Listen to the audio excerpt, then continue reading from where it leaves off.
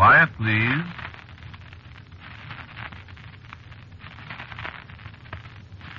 Quiet, please.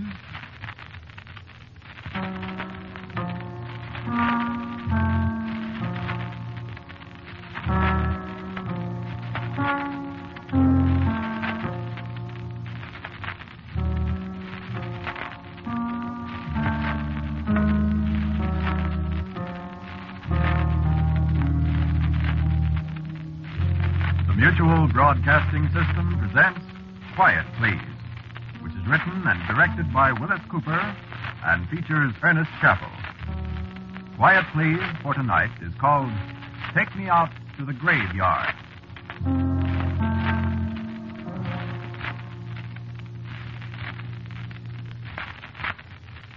Which one, I said?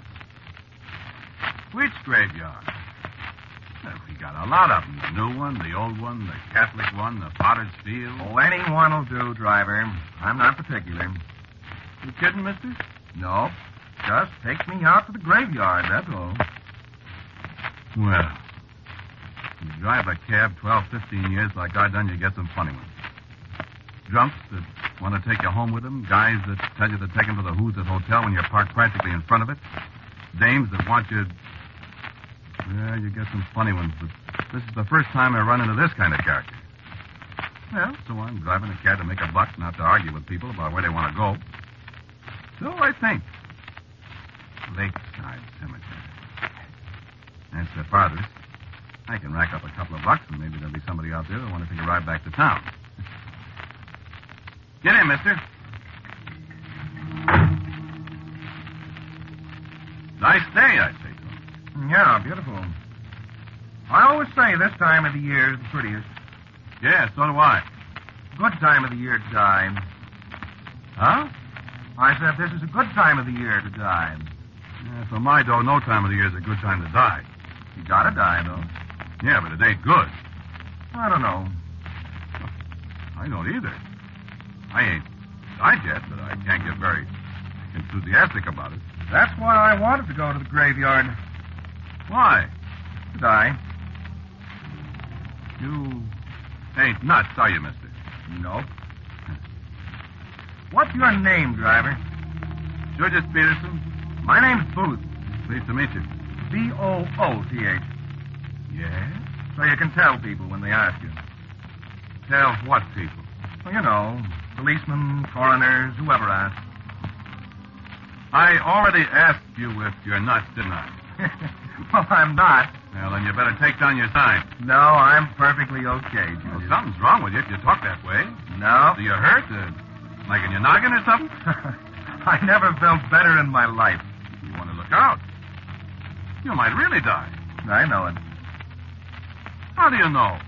Well, that I couldn't tell you, Julius. I just know it, that's all. And I'm not particularly upset about it.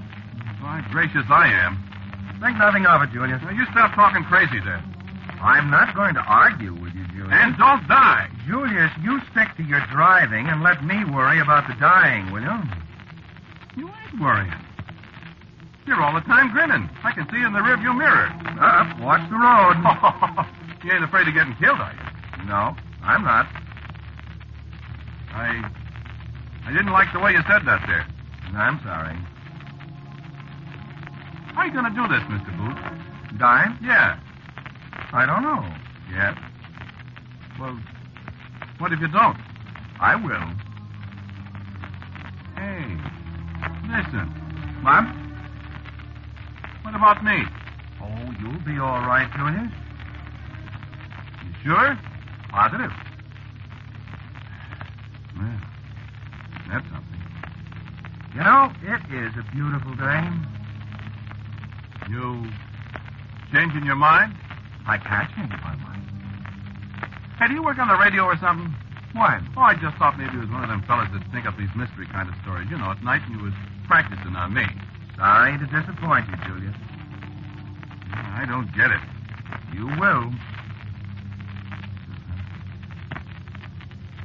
You live here in town? No.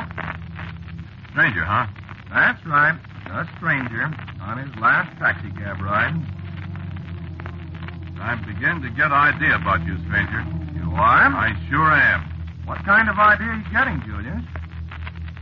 Listen, mister. No suicides in my cab. I'm not going to commit suicide, Julius. Now, you better not. But I am going to die. Listen. Well, what are you stopping for? This isn't the cemetery. I know it ain't, but this is as far as you're going. Now, what do you mean? I hired you to... Get out.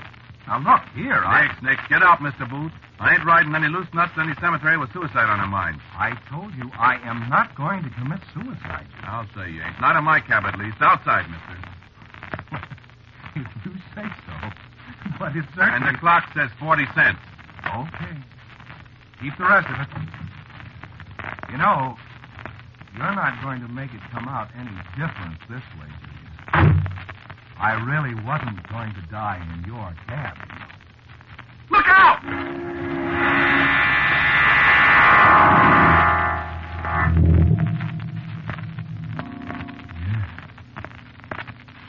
Yeah, he was right. Neither one of us saw the gasoline truck that hit him. How do you figure that? He called it, didn't he? Said he was going to die. Why was he right?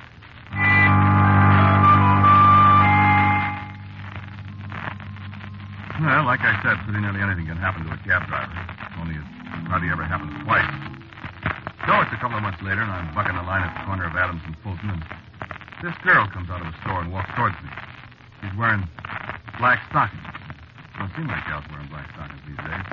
She steps towards the cab, so I reach out the window and unbutton the door, and I say, "Where to, lady?" Take me out to the graveyard. What'd you say, lady? I said the graveyard, the cemetery. Lady, you kidding me? Why should I kid you, driver? What cemetery do you want to go to, lady? Oh, is there more than one? Yes, ma'am. Oh, well, if you pick one out. I turned around the seat and looked at her. She was just an ordinary looking gal, 26, 27. She had on these black stockings. I looked at her a minute. I said, "Lady, listen. Yes? Are you sure you want to go to the graveyard?" I certainly am. Why? I don't like to go to the graveyard, lady. You don't? No, lady. Well, that's all very interesting. But I want you to go to the graveyard. So will you please pull down your flag and start? Now, please, Julius.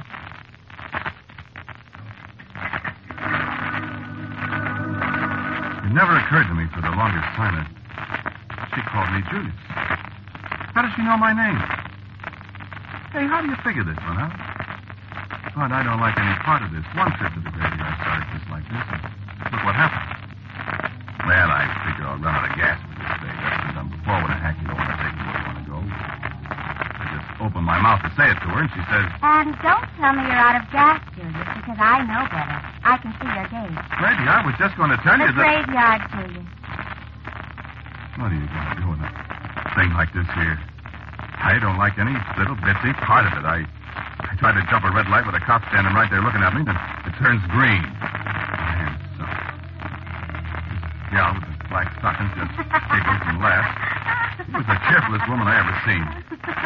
She leans over and talks in my ear. Oh, hurry, Julius. I wanted to say, "Why, lady?" You know what? I was scared of how she'd answer me. Up Adams to Maine, out Maine to Knoxville, out Knoxville on the way to the graveyard. And after a while, she said something. I was thinking. I said, "What'd you say, lady?" I said, can't you drive faster? I thought I was saying, "Lady, they got speed laws in this here town." But that wasn't the way it come out. The way it come out was different. Well, I know it come out different because of the way she answered me. Because I have to get there quickly. Because I've got to die. How scared can you get? I missed the streetcar by about 6 inches. I swallowed my heart back down and drove about half a block before I spoke to her again. I said it very careful. I didn't understand you, lady. What? I didn't get you. What you said. Oh, I said I've got to die. I thought that's what you said. You see, that's why we have to hurry. You don't want to go to a hospital? See, I'm trying to make myself... What is it? rationalize this thing. I said, you don't want to go to a hospital, huh? I'm not sick. Well, what's all this about wanting to die, then? I didn't say I want to die. I said I have to die. This wouldn't be a gag, would it? No, it wouldn't be a gag. Certainly would not. No, you wouldn't know about this guy. What are you talking about? There was a guy a couple of months ago. His name was Mr. Booth. Well? He got in my cab, and he wanted to go to the graveyard. Oh? And he said he was going to die. Did he? You mean, did he say so, or did he die? Yes. He done both, lady. Well, you see. Lady, get out of my cab. I will not. You're not going to die in my cab now. Well, I will if you don't get to the graveyard pretty quick. You get out. I won't do it. I hired you to take me to the graveyard. You talk just like that Mr. Booth did. Did you make him get out of your cab? You're darn right I did. What would you have done if he hadn't got I out? just throwed him out. Well, you can't throw a woman out. No. But I can just park here till you get out. But I won't get out. Yeah, you will, too. No, I won't. I'll die right here in your cab. Lady, please don't do that. Then you get along to the graveyard. You better hurry, too. Lady, please. Better move on. There isn't much time. Lady. You better take my name. Why? You know why. So as I can tell the cops who you are. Who I was. Okay, lady, but I wish you wouldn't. It's Henrietta Gilbert. Miss Gilbert, would you please? Drive on. I'll get in the jam, Miss Gilbert. Drive on. Doggone it. Hurry, please.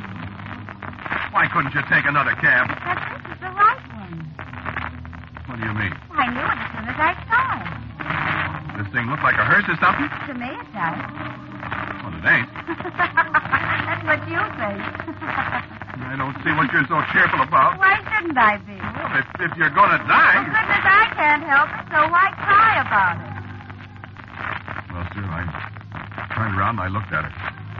That was where I made my mistake. I turned right around again, and where that streetcar come from, I'll never know. Oh, I didn't miss that one. Oh, sure. She was killed.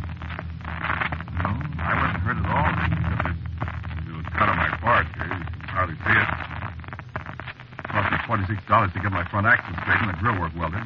And a trip to the license commissioner's office. Of course, I didn't tell him what I told you.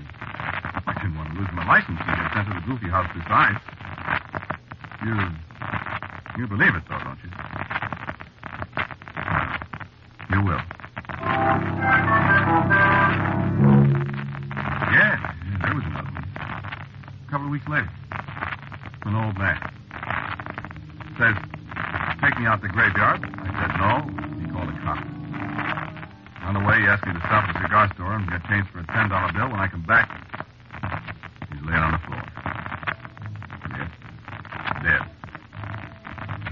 I took 3 weeks off and stayed home. The first night I took my cab out, a soldier in uniform stopped me. Yeah, sure, you know what he said. I didn't get him to the graveyard either. I knew what it was. Something that happened to him in the war. I just heard a funny noise. And there it was. That time was kind of rough on me. Well, this license inspector, a fellow named Rice. You know, you're in a jam, Julius. I haven't done nothing, Inspector. Nothing anybody could hang on you so far. I didn't do a thing. 4 people have died in your cab. Is that nothing? One of them didn't. Huh? He was outside the cab. Now, look, let's not get into any technicalities, Julius. All right. Okay, so let's hear your story. I already told it to you, Inspector. Well, you don't expect me to believe that. Malarkey, do you? Well, I believe it. You do, huh? Well, I was there when they all happened. And they all wanted to go to the graveyard. I told you that. Yeah, I know you did. And they all told you they was going to die. I told you that, too. All right, all right. Now, I want you to tell me one more thing, Julius. How did they know they was going to die? I don't know. Huh? I don't know. Didn't you ask them? I never thought about it. Why didn't you? Oh, my gosh, Inspector, would you think of that when somebody tells you something like that? I don't know. Never happened. It sure happened to me. What? Oh, yeah. That's what you say anyway. It's true, Inspector, just as true as I'm sitting here. Julius. Sir? You didn't kill them people, did you? No, I didn't. Sir? I just said, Oh. No, I ought to suspend your license. No, don't. Please don't, Inspector. I ought to. I gotta make a living. You don't have to kill people. I don't. Well, they die? Everybody dies. Yeah, but not in your cab. What? I mean, they oughtn't to die in your cab. Well, that'll be all right with me, Inspector. You can't figure out any reason, huh? Well, if I could, would I be taking people to the graveyard? Hey, you got something there, Julius. I know it. But, of course, if people tell you to take them somewhere, you have to take them. City Ordinance 809B, 19... I know it. I can't figure it out. Me neither. Must be something in your cab. What? Maybe your cab's haunted. Don't be. I don't think so. Sure you don't say anything to him? Well, I beef about taking him to the graveyard. I mean, besides that. No. You don't put no hex on him or anything? I wouldn't know how. What am I going to do, Inspector? About what? Oh, you can't do anything about these people. They're all dead, ain't they? Yeah, they sure are. Yeah, but don't do it anymore. Don't do what? Or I'll suspend your license. What, Inspector? Don't give me an argument now, Julius. I ain't Inspector. Listen, One more, and I snatch your license. But I tell you that Listen, Julius. What? There must be a reason for it. But what, Inspector? Where's your cab? Outside. Why? I got an idea. Now, listen, Inspector. What? I thought you was... Was what? I guess you ain't, though. Yes, I am. Now, Inspector. Driver. Sir? Take me out to the graveyard. Okay, so what could I do? Well, he's a license inspector, ain't he? Okay. How do you feel, Inspector? I feel okay. Goody.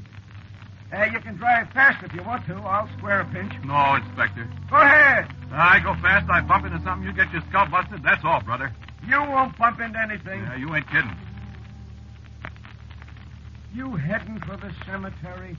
Well, you call the cab, Inspector. I don't feel anything. Stay that way, will you? When did these people tell you they was going to die? Different time.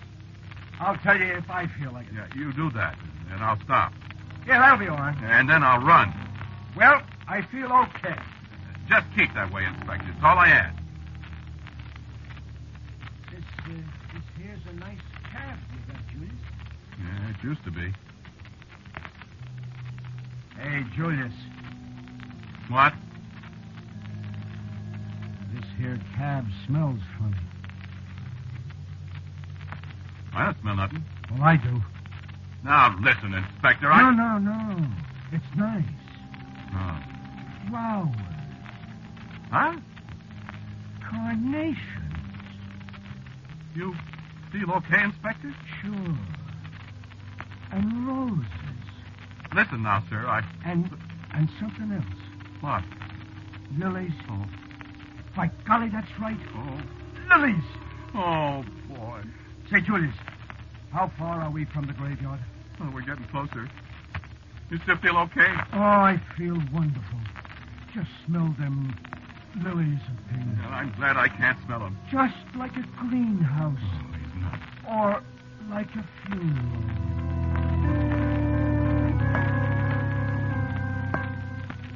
Say, Eh? did you say lilies, Inspector? Yeah. Why? I can smell them, too.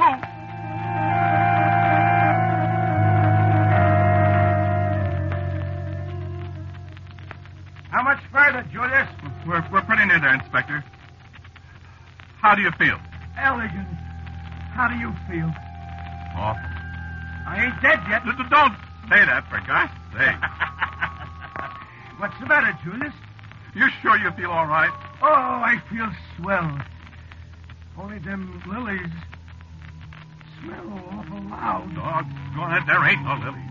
You smell them, don't you? I sure wish I didn't. Look, Julius. What? There's the cemetery. Oh, boy, we made it. Well, don't stop. Well, why not? Go on in. No, sir.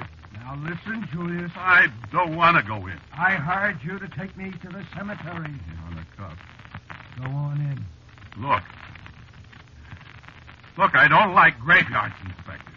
Go on in. I don't want it. Go on.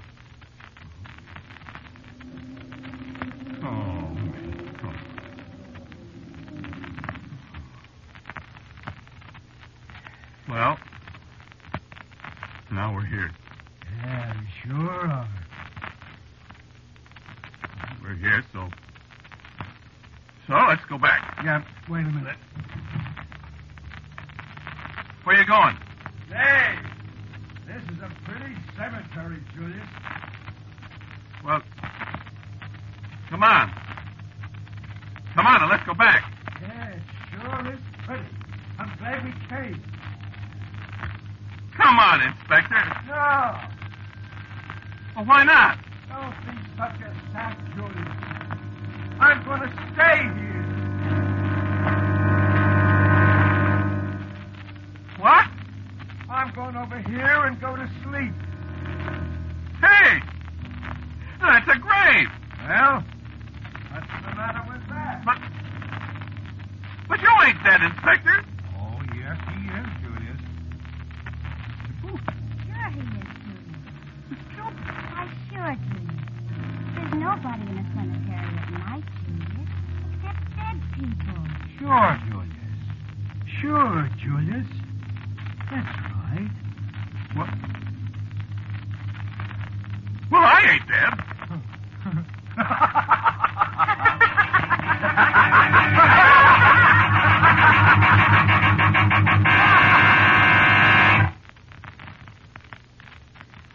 Yeah, they was right. I guess I'm dead, all right. I took myself out to the graveyard. Oh, yes, I'm still driving the cab, sure. I only make one trip, though. Always out there. I'll probably be picking you up one of these days. You feel all right? The cab's waiting right outside. All you gotta do is say, take me out to the graveyard. See you later.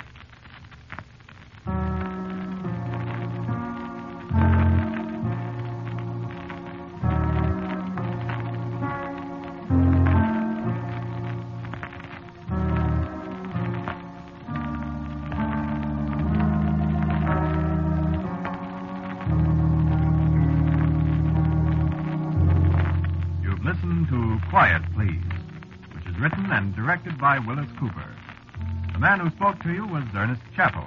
And Mr. Booth was played by Don Briggs. Miss Gilbert was Evelyn Juster. The inspector was Ed Latimer. Music for Quiet Please, as usual, is composed and played by Gene Perazzo. Now, for a word about next week's Quiet Please, here is our writer-director, Willis Cooper. 3. That's next week's story. I've always wanted to write a story with a number instead of a title. 3, of course, isn't written yet, but it might be interesting. Listen next week to 3. And so, until next week at the same time, I am quietly yours, Ernest Chappell. Quiet, Please comes to you from New York. This is the Mutual Broadcasting System.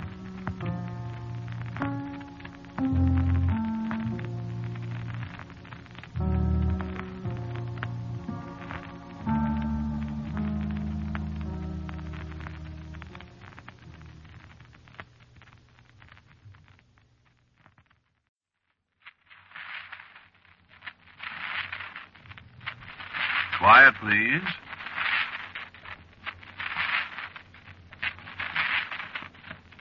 Quiet, please.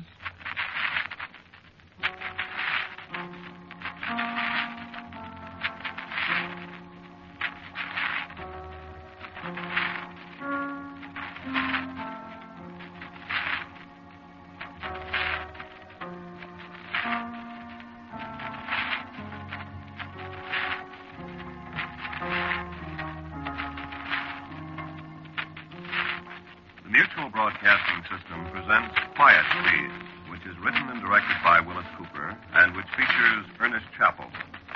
Quiet Please for tonight is called Little Fellow.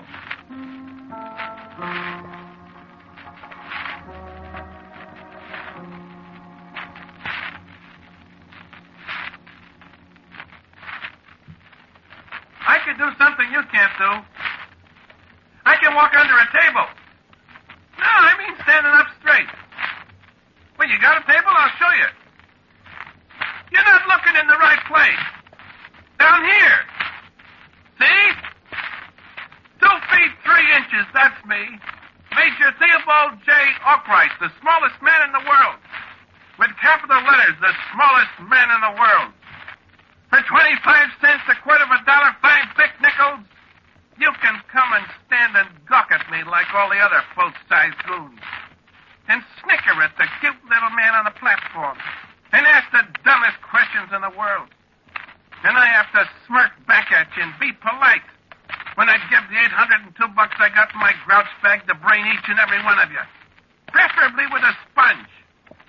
Why did it take longer that way? No, I can walk under a table. Hot stuff, huh?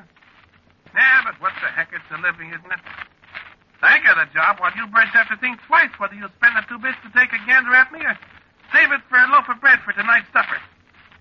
So don't laugh at the midget, fellas. You look just as funny to me as I do to you. You know what I mean? I got friends, see? Now stack mine up against yours. Like Darling, for instance. Hey, Darling. What? Meet the folks, Darling. Not to the folks. Lovable people, Darling. Sucker.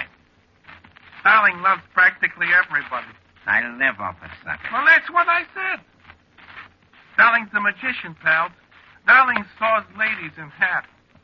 And boy, would I give a quarter to see him saw some of you gals in half. No, in little bitsy pieces. Some of you dames that stand in front of my platform and leer at me and whisper and tee-hee and grin at me with your great, big, ugly mouth. Yeah. Now give a flock of quarters for that, Darling. Okay, so I sound better, huh? Well, Palsy, how would you sound if practically everybody you know is 3 times as big as you? Take it easy. I'm not going into my song and dance for you.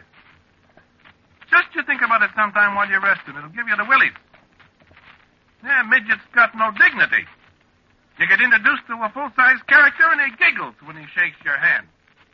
You do it too. Yeah? Did you ever read Gibbon's Decline and Fall of the Roman Empire? Well, I did. You write poetry? Well, I do. And I get it published. Publisher doesn't know I'm a midget. You got 14 suits of clothes? Well, I have. All right, I said I wouldn't gripe, only...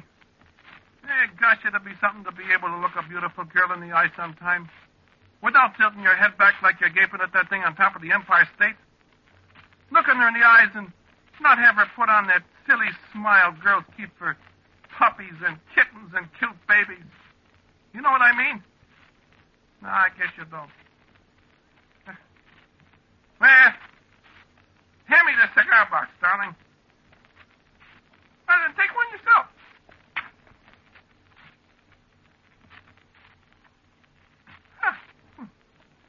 These are Corona Belinda spells. These 60 cents a copy. What do you smoke?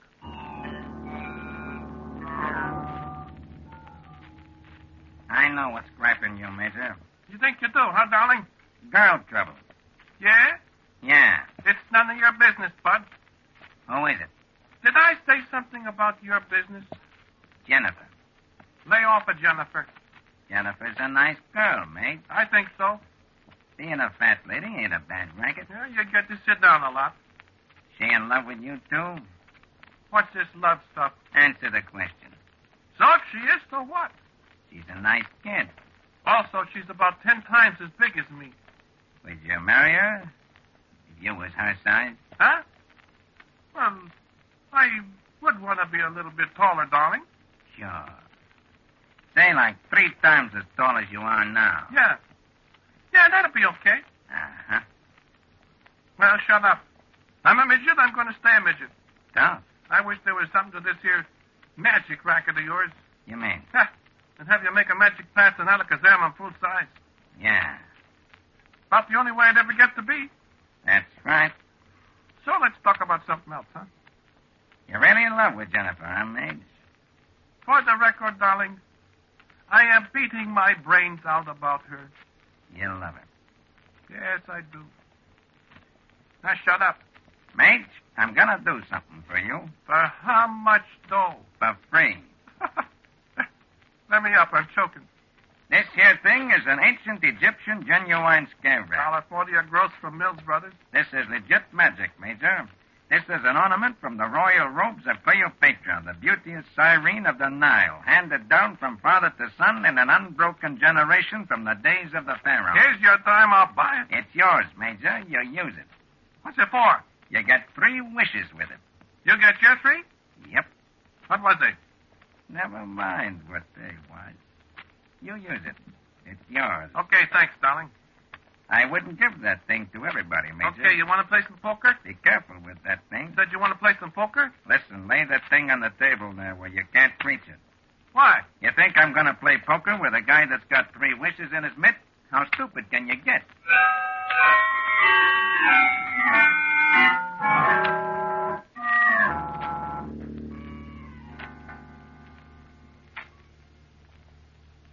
Well, anyway, it's a pretty night. Better be a pretty night after dropping 46 bucks at that old bet. I should play poker. I should play marbles or something. Nuts. I'm going to sit down and smoke a cigar and look at the moon.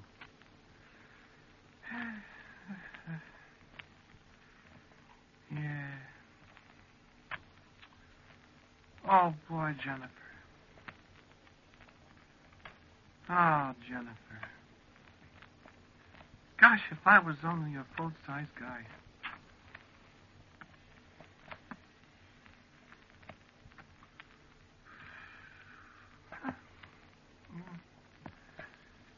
No use wishing, though.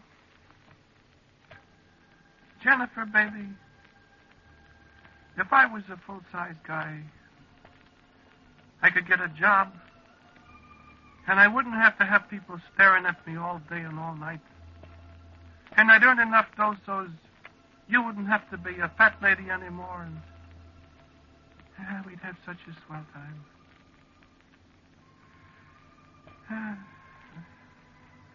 Fat girl and a midget. Terrific break for us both.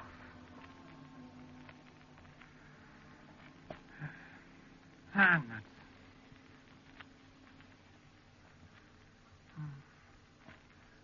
Oh, golly, look at that moon. I sure wish Jennifer was here. Oh, Jennifer! Ouch. Well, where did you come from? What? Oh, Major. I was sound asleep. And all of a sudden, boom, here I am. Oh, I didn't see you coming. Did you walk in your sleep, darling? What? Oh, my goodness, my nightgown. Will you freeze to death? Here, take my coat. I'll put it over my head. Oh, my goodness, I don't know how I got here. No kidding, darling? No kidding. I'm asleep, and then I'm here. Oh, what a bump. Good thing I'm well padded. Oh, you poor darling. Oh, I gotta go back. I can't sit here on the beach in my nightgown, for heaven's sake. No, certainly not. No, indeed, Jennifer. You catch your death of cold or something, darling. Yes, I gotta go back. I'll walk you back, darling. This here is the most mysterious thing I ever heard of. Gee, I'll say it is. Shall I walk you back? Oh, goodness, no. What would people think if they seen me and you walking along the beach in my nightgown? Yeah. Well, gee, Well, pardon me, dearest. I must have been somnambulizing. Yeah. Uh-huh. What? I was just thinking of something lovable. Do you love me? Huh? I said, do you love me? Implicitly, dearest. I love you also. Good night, little fellow. Good night, 400 pounds of sweetness. 402. Oh, lovable. Congratulations. It's my new diet. Good night. Good night, dear. I still wish I knew what happened. It was a pleasure, Dumpling. Sir? Listen, dear, before you go, just one question.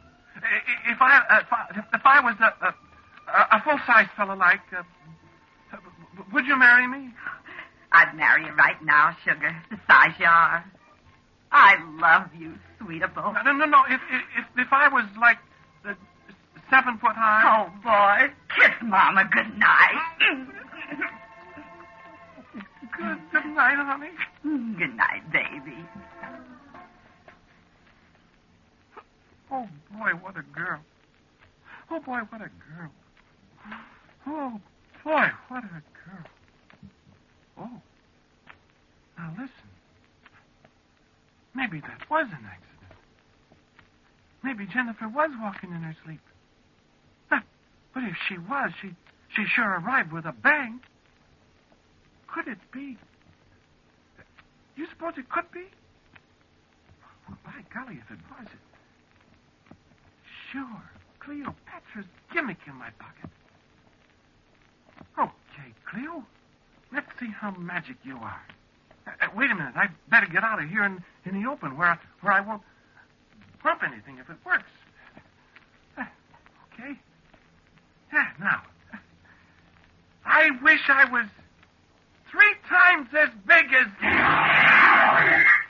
Hey, look at me. I'm 7. Hey, my clothes. I exploded right out of them.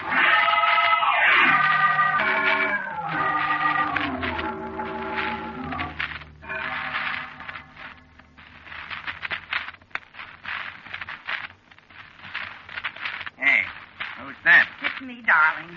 Who? Jennifer. What are you doing running around this time of night? I've been somnambulating. You have? I was asleep, and all of a sudden, boom, I'm sitting on the beach alongside the Major. In my nightgown yet. What you talking about? I'm telling you the truth, darling. I never walked in my sleep before, neither. Did that idiot waste one wish? Sir, You wasn't walking in your sleep, Jennifer. well, I never did before. You didn't this time, neither. I didn't. How did I get out there, then? He wished you there. Sir, are you crazy? No. That's what happened, Jennifer. I'm crazy? It's magic, sweetheart. What kind of magic, darling? Little thing I gave the Major. Yes. Genuine Egyptian scare rat, handed down from father to son since the times of the pharaohs. Used to be Cleopatra. Yes? Yep. Get 3 wishes with it, see? He wished you was there. You was there. How do you like that? Aha. How? Aha. That's what he was talking about, asking me if I'd marry him if he was full size. That's what I give it to him, bro. To wish himself up, see? Gesundheit. You better go in. I'm going. And I'm going to get dressed. And I'm going to go find the Major and watch him wish. I hope it'll work. Oh, gee, I better hurry up. Gesundheit.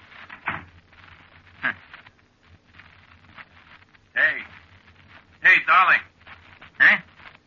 Is she gone? She went down the hall to her room. Good. What's the matter with your voice? I'm freezing to death. Well, come on inside. Why, I can't unless you're sure she's gone. Why? Why, I exploded right out of my clothes. You what? All right, come on. She's gone. Well,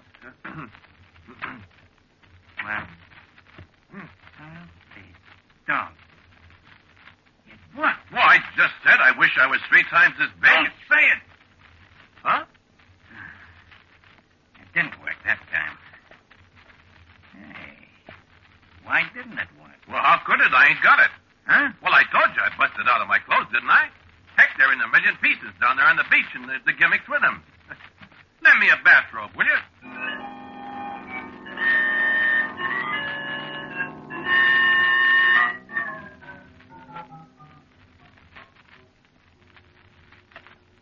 Oh, goodness, where is he? Where can he be? It's so dark. Oh, Major.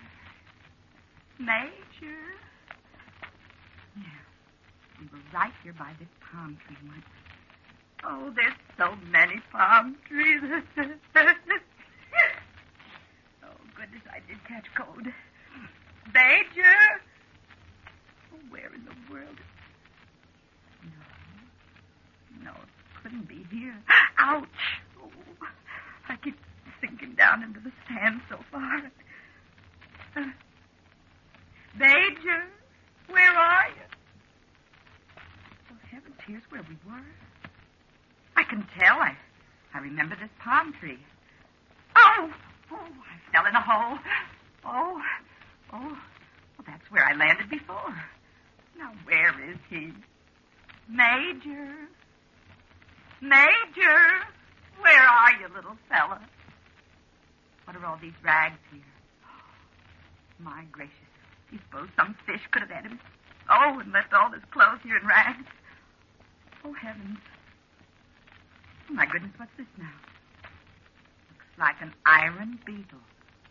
Oh, he dropped the genuine Egyptian scarab that was handed down from all the pharaohs and Cleopatra and stuff.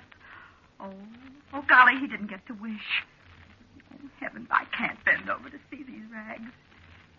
Oh, no, he'd be wearing his suit. He went back to the boarding house to wish, and he forgot his wisher. Oh, my gracious. I know what I'll do. Oh, goody. I'll make his wish for him. Oh, boy, will he be surprised. Oh, my darling little fella. Now you're going to be a big man. Oh, I wish he was 4 times as big as he is.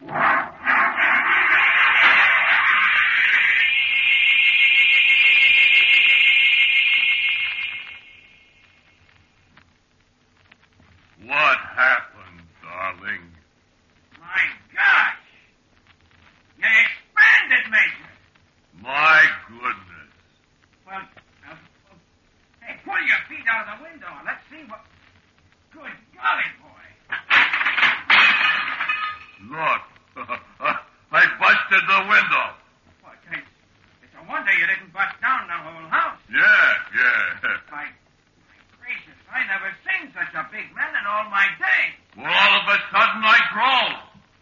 Oh, Jiminy Cricket. Look at me. Well, how did you do it? I didn't do a darn thing. I was just standing here in Kabungle. I'm here in the room and outside both. I hope nobody heard it. We'll have the cops. You and your magic, I could bust your nose. Hey, don't hit me, Major. Don't hit me. You're squashing. Well, Major, listen. Don't call me Major anymore. I got promoted. Huh? Listen, unfix this, darling. I can't unfix it, Major. Colonel. General, why can't you? I had all my 3 wishes. Besides, I ain't got the gimmick. Well, somebody must have it. Huh? Somebody wished me this big. Jennifer. Huh? I told Jennifer about the gimmick. She said she was going to go out and find you again and what you wished. Well, then, she must have found it in what? That must be it. Well, all we got to do is find her and have her wish me back to where I was. Sure. Let's go look for her. Good grief, darling. I can't get out of the room. I'm pretty near 30 feet high. Yeah. I see what you mean. Go get her quick, will you? I'm all cramped up. Heck, I can't stand this. This is worse than being a midget. Well, move your hand then. I can't open the door. Stop it. Who's that? Is that you, darling? Is the major there? Well, part of him is. Oh, my goodness. That's your darling. I can't wiggle. Oh, he's been enlarged. Oh, darling, what's happened to you? Nothing's happened to me, Jennifer. No, I mean my darling. What's darling been doing to you, darling? Listen, popcorn ball. Did you find a little thing like a beetle out there on the beach? If that's where you've been? Yes, I was. Did you? I'm getting confused. What's that thing in your hand? Oh, the iron beetle. It's the wishing thing. Yeah. Well, listen, honey bun. Did you make any wishes? Well, I only wished you to be 4 times as big as you was, dearable. Yes, but I was already 3 times as big as I was. You're confusing me again. Well, listen, honey, I wish myself first, and then you wish me. Give me the thing. I got one more wish to get back to normal. You got 2? No, I wished you out there on the beach with me, see? Oh. Give me the gimmick, darling. I'm all cramped up. Oh, goodness, yes, sweetheart, you take it. And wish quick, will you? I don't like you very well this way. You holler so. Just lay it in his hand, Jennifer. Yes, goodness, here. Oh, boy, oh, boy. Oh, boy. Stand back, everybody. I wish I was back to normal size again. Oh, look. You're a Major. Now look what we done. You, darling, what kind of dirty magic is this? My gracious, I don't know, Major. Only I think you ought not to have said normal size. This is your normal size, kid. Oh, boy, I am a dead Oh, pigeon. no, Right darling. back where I started. Gee, Jennifer, I'm sorry. I love you, Major. Yeah, but you don't want to marry a midget. Oh, Major, it's so confusing. You and your magic, darling. I told you to be careful of the 3 wishes, Major. I told you. You remember that? Here, Jennifer, take this darn thing and throw it away. Oh, golly gosh. I wish I was a midget, too.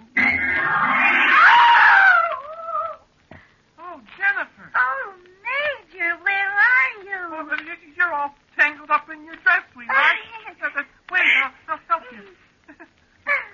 There. Oh, Major, at last. We're both the same size. Isn't it wonderful? Do you think so, Jennifer? Oh, I love it, dearest of all. How I look. Oh, you look wonderful to me. Oh, but sweet potato, you're a midget. Oh, I know it. And I love it.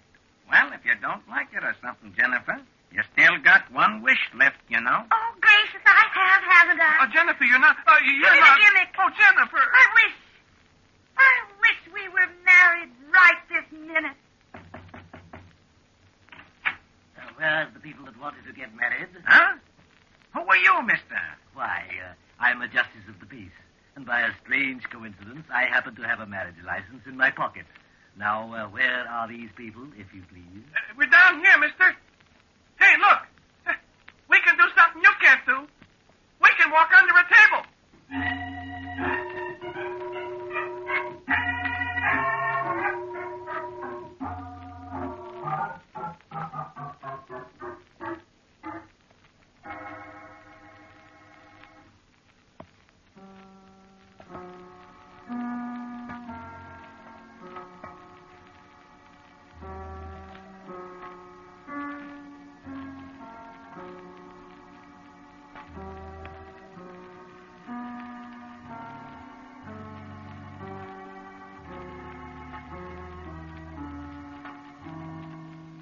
You have listened to Quiet, Please, which is written and directed by Willis Cooper.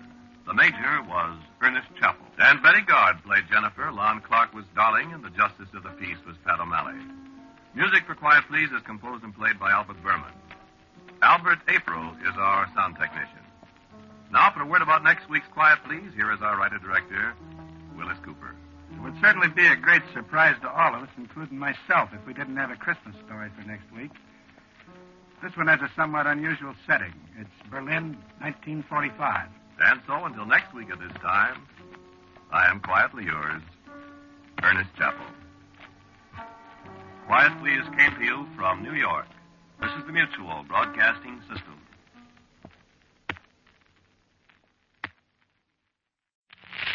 Quiet, please. Quiet, please.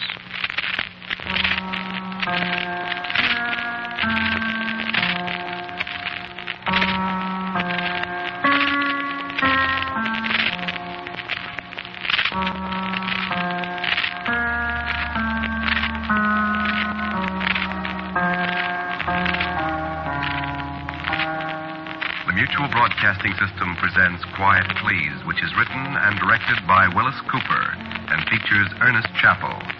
Quiet Please for tonight is called Camera Obscura.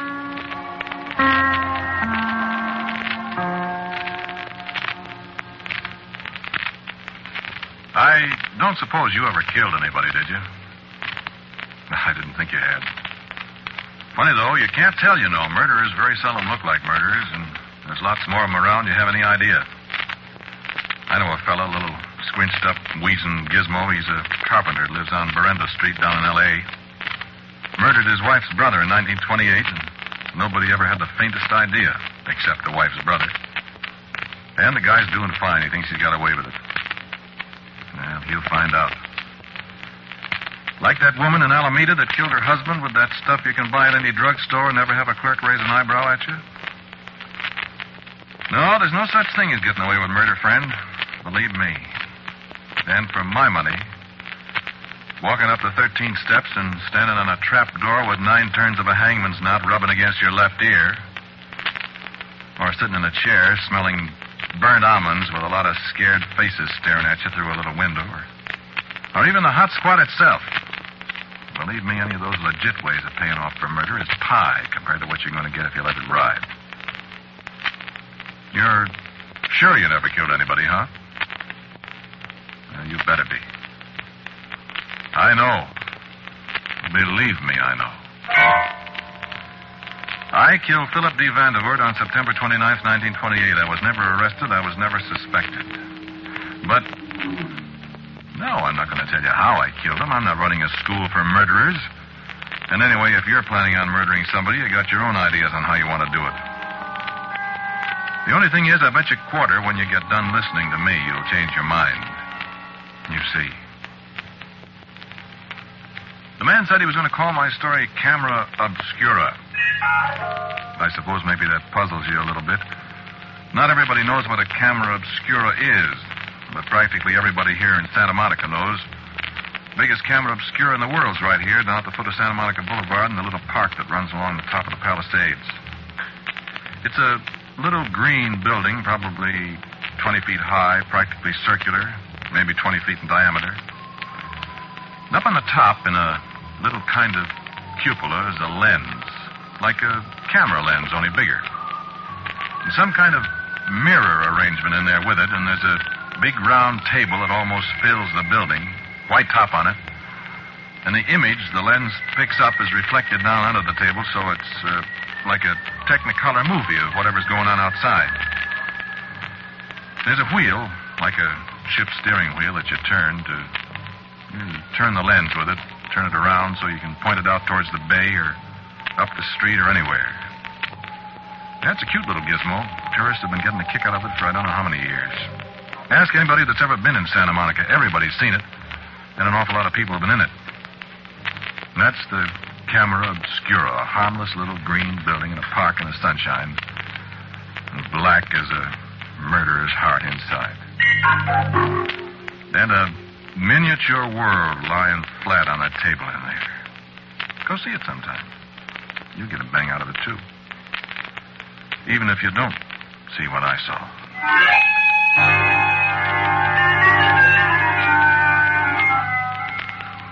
There was this girl that worked in Llewellyn's restaurant next door to Harry Collins' bargain store where I worked. Now, I've forgotten her name, Kate or Mary or Joanne or something. Just to show you. That morning, I went next door for a cup of what Llewellyn claims is coffee. Nobody in there but this girl, this waitress, Mary or Kate or whatever her name was. She'd been crying. I said, "What's the matter with you, kid?" Nothing. Give me a cup of coffee.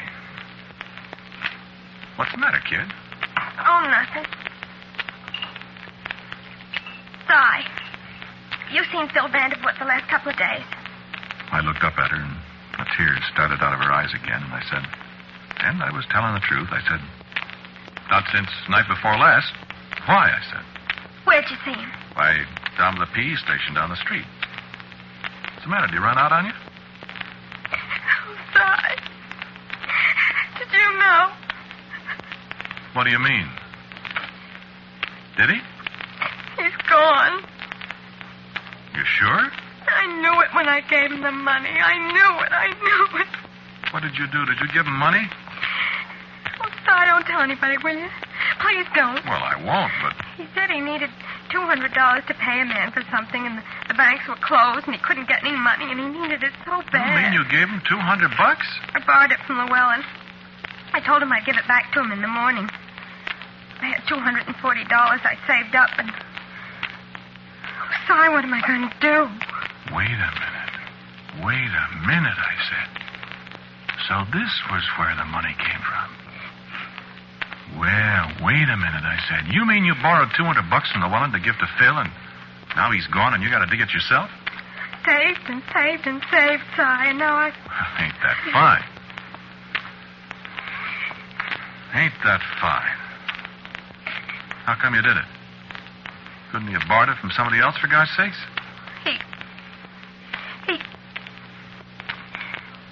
We was going to get married, Sigh. Well, you sap. $200, you sap. I know it. But what am I going to do? I guess pay up. You said anything to the police? Oh, no. You going to?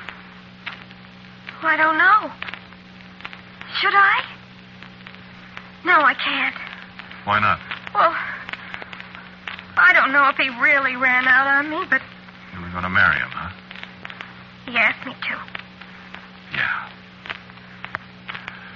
Well, Oh, Si, don't say anything about it to anybody, will you? no, I won't Please. say anything. I won't say anything. If he's really gone, He's gone, all right. what should I do? Well, you can go to the cops if you want to, but if I was you, you'd get an awful lot of publicity, you know that. Worth $200 to you? I know it. I don't know what to do. Well, I gotta beat it. Harry will be screaming for me. Here, you got change for a $10 bill? Yeah, I guess so. Oh, 10. 50. 2. 3, 4, 5, 5, 10. See what I mean? She didn't have the faintest idea that was one of the $10 bills she gave to Phil Vanderbilt a couple of nights ago. Isn't it amazing? I should have thought she'd notice how wrinkled and damp the bill was from the salt water. You see, I didn't think about going through his pockets till after I took him out there under Santa Monica Pier and fastened him to one of the pilings down deep. It was a good place, I thought.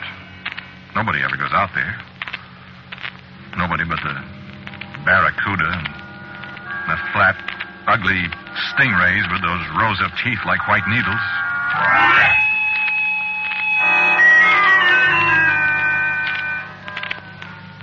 Kind of left the camera obscura sitting out there on the Palisades all by itself, didn't we? Yeah, we'll get back there. I'll say we will. It was funny about Phil Vanderbilt. He was one of those fellas you see around town. You never get to know him. But you see him, and he's like a bus stop sign or one of the kids that sells the Outlook and the Express on the corner across the street from the California Bank. You know, he's there, and you never notice him. Never notice him when he disappears, either. It's like that in California quite a lot. So Philip D. Vanderbilt sort of faded out. And practically the only people in Santa Monica that thought about him was me and the babe in the Wellens restaurant. And she didn't know I thought about him at all.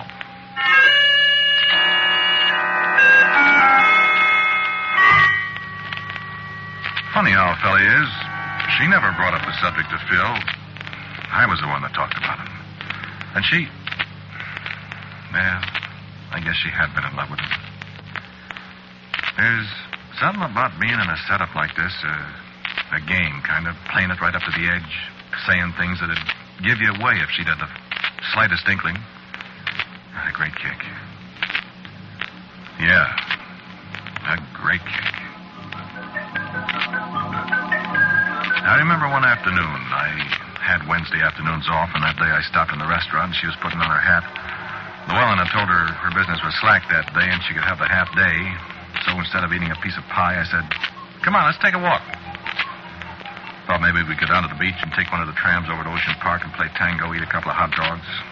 So we started down Broadway, and I said, "Hey, you ever been in that camera obscura over there?" No, have you? "No, let's go see what it is." Okay. It was one of those afternoons when the sun was still shining bright. There was a big bank of fog sitting offshore a few miles, sort of sneaking in to take over.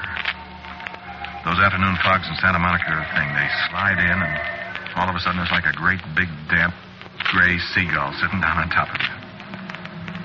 So I figured the fog would be in another hour, and the beachfront is pretty dreary when that happens, so maybe we'd kill a little time in this gizmo and then walk on over to the Criterion and see the Rough Riders. That was what was playing then, the Rough Riders.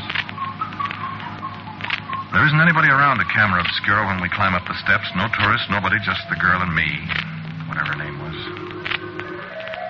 The wooden door bangs behind us. I didn't know a place could be so dark. Well, we stood there and looked at the white-top table and the moving picture of Santa Monica on it. I have to admit it's quite a kick the first time you see it. But I hadn't seen anything yet. I twisted the wheel around, and the picture slid across the tabletop, and there were the breakers rolling in.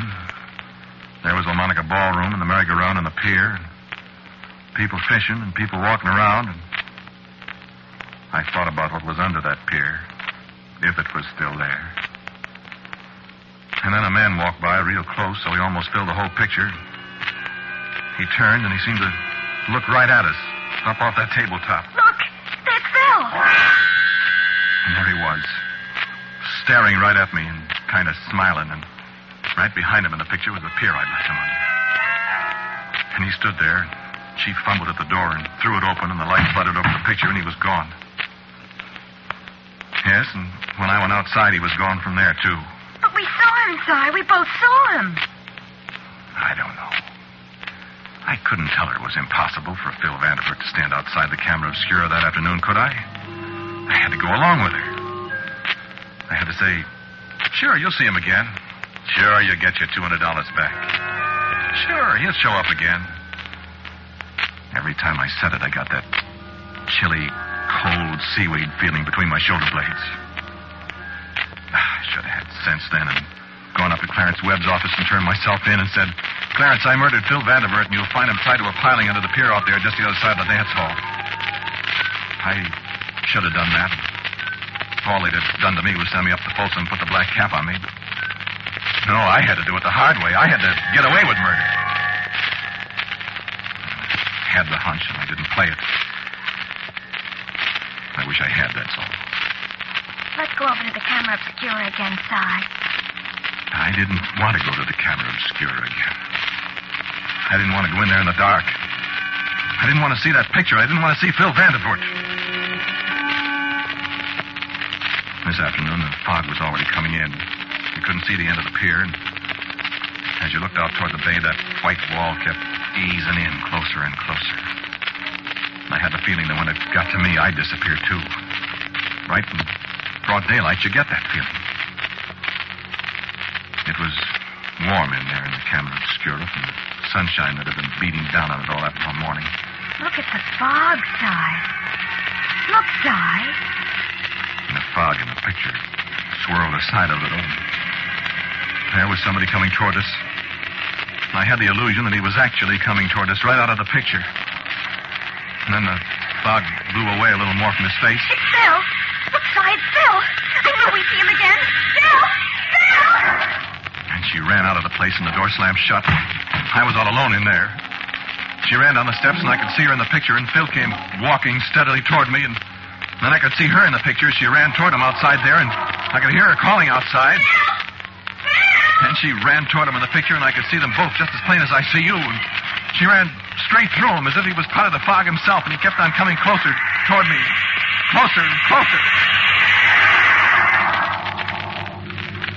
I don't know how I got out of there. I honestly don't know.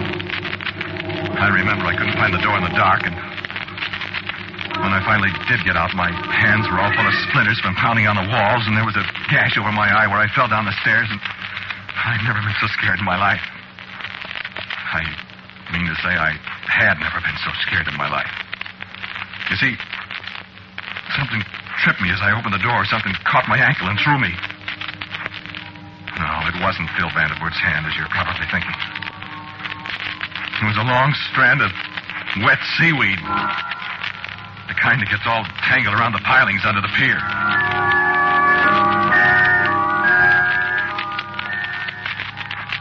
Let's go over to the camera obscura. I said I'll never go to that place again. I will never go to that place again. I'm going anyway. If you don't want to go, I'm going. I said don't go. Don't go. It's foolish to go to that place. There's some reason why Phil's hanging around that place, and I want to go there. I thought, I know why. I know why he's hanging around there. No, I won't go to the movies with you. Going over to the camera obscura, whether you want to go or not. And I knew I had to go. I said to myself, if you let that girl go over there by herself, she'll see him again, and what'll she find out? I said to myself, you got to go with her so you can keep her from finding out whatever she might find out. And I said, well, all right, I'll go just this one time.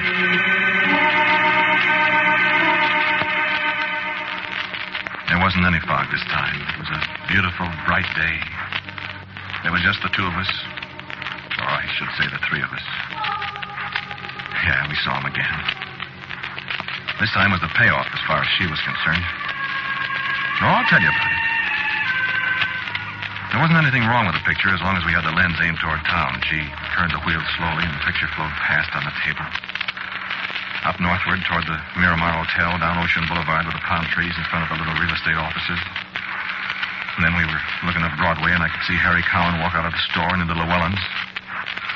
Then the gas station came into view, and we looked down Ocean Boulevard the other way, and then the rustic fence at the edge of the Palisades, and the spires of the dance hall on the pier swam across the board. And there was Phil leaning against a palm tree not 20 feet away, it seemed. There he is. And just as if he'd heard her, he looked up at us and grinned. He lifted his hand and beckoned. Again, I had that curious feeling that he was real. He was three-dimensional there in the picture. And she opened the door and went out. But she came right back in. Why, there's nobody there. I could have told her I knew. There's nobody out there. But there he was on the table, grinning at us. And he said something. I could see his lips move. What'd he say? I didn't hear anything. I'm going to look again. She opened the door. And Phil's lips moved again. And I could read his lips. Anybody could read that word. Try it sometime. He said, "Murderer." Di, I'm scared. There isn't anybody there. And the little figure in the picture smiled again. And he raised his hand and pointed straight at me, and I could see his lips move again. And I knew she had read his lips, too. He said it again. "Murderer." Stop that. I saw what he said. I saw it. Now I know. Now I know why we can't see him out there. He's haunting you. You killed him. You killed.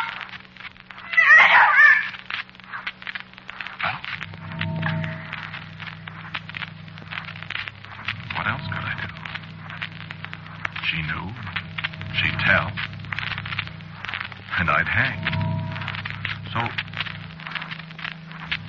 And I can't even remember her name.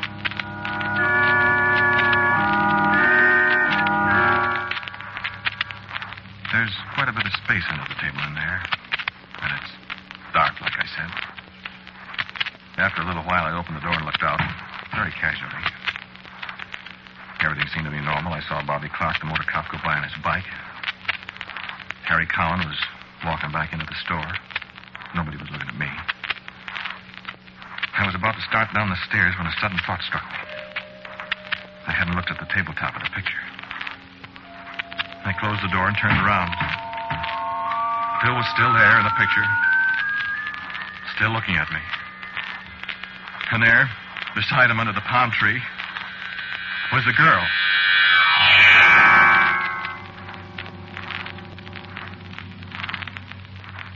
Not much left of the story now. Oh, I should have gone then and confessed. It would have been easier. But, well, I knew nobody'd ever find Phil. And I didn't want anybody to find her. They locked the place up at night, but the door came open easy. I didn't bring any light. It was 3 o'clock in the morning, and the fog was hanging from the sky like a wet velvet curtain. You couldn't see a streetlight a block away. I went in. I fumbled around under the table where I'd left her. She wasn't there. I found a paper of matches finally. She wasn't there. You think you know what terror is? Well, don't let me tell you. I stood up at last, and the night was so still I could hear the foghorn from way up toward Point Doom. The fog, as I told you, was thickest.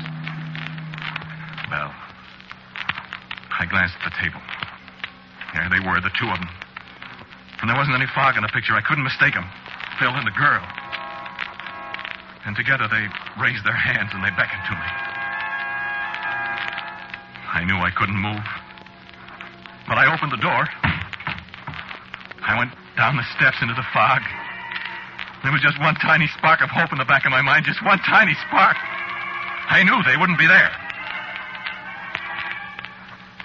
But they were. And they turned and started away. And I followed them through the fog.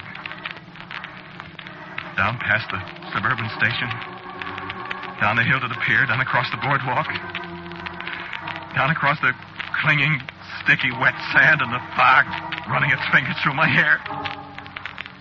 And under the pier, with the wet, spongy piling making hell's own high forest around me. The smell of dead things cast up from the sea and the waves reaching for me.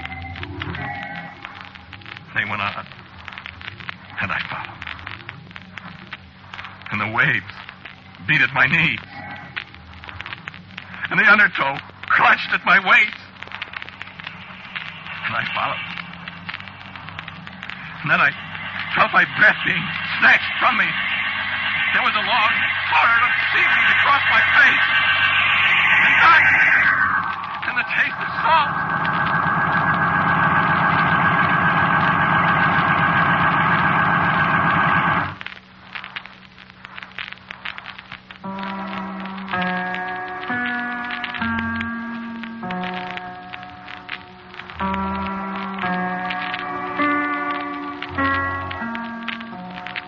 Listen to Quiet Please, which is written and directed by Willis Cooper. The man who spoke to you was Ernest Chappell. And the girl was played by Charita Bauer. As usual, the music for Quiet Please is composed and played by Gene Carrazzo. And now, for a word about next week's Quiet Please, here is our writer-director, Willis Cooper. The music of Claude Debussy was the inspiration for next week's story, which, borrowing the composer's title, I have called La Fille aux Cheveux de Laine, the girl with the flaxen hair. If you like charming ghosts, you'll probably like her. And so, until next week at the same time, I am quietly yours, Ernest Chappell. Quiet Please comes to you from New York. This is the Mutual Broadcasting System.